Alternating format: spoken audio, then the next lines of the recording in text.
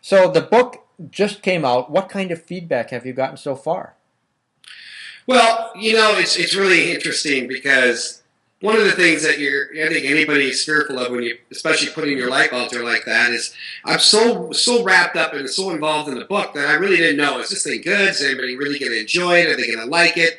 And so I really relied on a handful of people that I sent the book to see what they thought about it. And one of them was a Minneapolis or a Minnesota newspaper, and I was in the middle of the interview, and she stopped me. She said, Paul, I have to tell you something. We receive books from authors all the time. And one of the things that was interesting is I was out of the office when I received the book. And she told me that what they'll do is they'll just put the book in a little general area, and others will grab it, maybe read a few chapters in the office. So when she got back to work, the book was on her desk, or actually the person who took the book gave it to her and said, listen, this is probably going to be one of the best books you're going to read and probably one of the better interviews. It is really good, well written. The stories are fantastic, can relate to a lot of people. And I was flabbergasted. I couldn't believe it. It made me feel so good. And I tell you what, the rest of the interview, I think I had an extra little jump in my step when I was talking to her.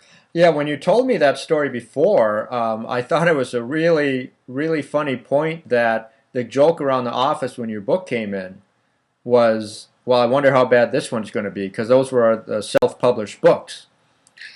Yeah, and again, I can't be more grateful that it's being received so well. And and in turn, there's other stories as well that have come in from people that I don't even know.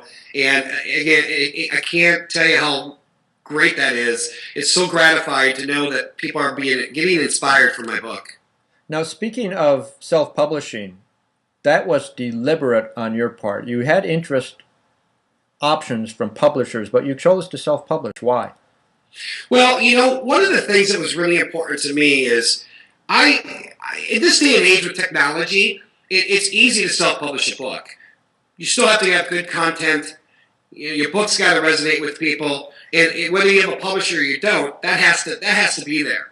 But on the other hand, it's now up to the writer themselves or the author to do most of the marketing, and so that's something I specialize in. I think I'm pretty good at it. And also what happened was when I asked them, well, great, well, tell me more about your program. My book was done, ready to come out, and they said, well, what we'll do is we'll take about 14 months. And in that 14 months, we'll do a little bit of, rearranging of your book. We may change the title. We may do some things differently. And then we'll come out with your book. So that would mean, as of last month, it'd be about 13 more months to go before my book could reach and help others. And I just didn't want to take that kind of time. Yeah, I agree completely. That is the wave of the future. Speaking of the future, what does the future hold for Paul Streitz, the blue-collar Buddha? Well, as I refer to it with some of my mentors and my advisors and friends, this is the launch of Paul 2.0. If you read the book, it's probably launch of Paul 9.0, but in my life, it's 2.0.